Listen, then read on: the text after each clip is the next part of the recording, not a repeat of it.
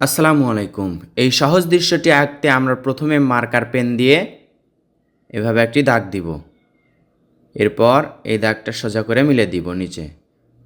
আবার একটা এভাবে দাগ দিব ছোট করে, নিচে আরেকটা দাগ দিব। দুইটা সুন্দর পাহাড় হলো। এখন আমরা এখানে একটি নৌকা আঁকবো। এটা হচ্ছে সাইন পেন দিয়ে আঁকছি।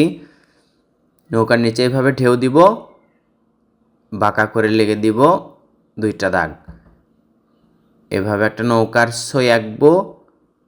নৌকার ছইয়ের আঁকার পর উপরে আমরা পাল তুলে দিব, অর্থাৎ এটা হবে হচ্ছে পাল তোলা নৌকা। সহজে আঁকছি আমি, কিন্তু কঠিন করে আঁকছি না।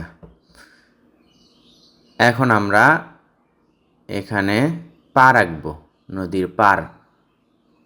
আর একটা সোজা দাগ দিব উপরে, এভাবে সোজা করে এখান থেকে।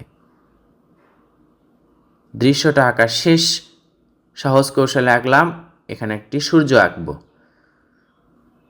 এটাতে এখন রং করলে দেখবেন অনেক সুন্দর দেখাবে। কৌশল দিয়ে সহজে আঁকলাম, এখন রং করছি আমরা করছি অয়েল প্যাস্টেল। হলুদ রং করার পর সূর্যতে এখন পালে আমরা কমলা রং করব। পাহাড়ের ওপর দিকে হালকা সবুজ রং, বা যেটাকে বলা হয় টিয়া কালার। এখানে পাড়ের ওপর দিকে হালকা সবুজ রং। আর নিচের অংশে যেগুলো ফাঁকা রাখছি সেগুলোতে আমরা গাঢ় সবুজ রং করব। প্রথমে হালকাটা করে নিলাম, এখন দেখতে পাচ্ছেন নিচে গাঢ় সবুজ রং করে ওপরের রঙের সাথে মিলে দিচ্ছি। নিচের দিকে গাঢ়, উপর দিকে হালকা। আমরা এখানে ব্যবহার করছি ক্রাউন অয়েল প্যাস্টেল। আপনারা চাইলে যে কোনো কোম্পানির বা যে কোনো ব্র্যান্ডের রং ব্যবহার করতে পারেন।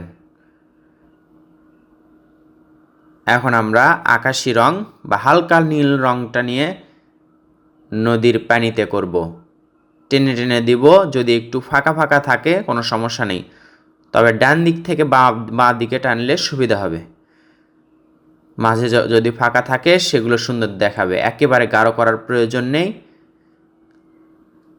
উপরে আমরা আকাশ দেখতে পাচ্ছি, একটু হালকা করে টেনে দিব, তাহলে আকাশটাও নীল হলো, পানিটাও নীল হলো। নদীর পানিটা নৌকাতে রং করলাম, এখানে মার্কার দিয়ে করছি। তো বন্ধুরা, দেখতে পাচ্ছেন অল্প সময়ে সুন্দর একটি দৃশ্য আঁকলাম। আশা করছি আপনাদের ভালো লাগলো। এখান থেকে এই ভিডিও দেখে আপনারা শিখতে পারলেন। কেমন লাগলো অবশ্যই কমেন্ট করে জানাবেন। ধন্যবাদ সবাইকে। আসসালামু আলাইকুম।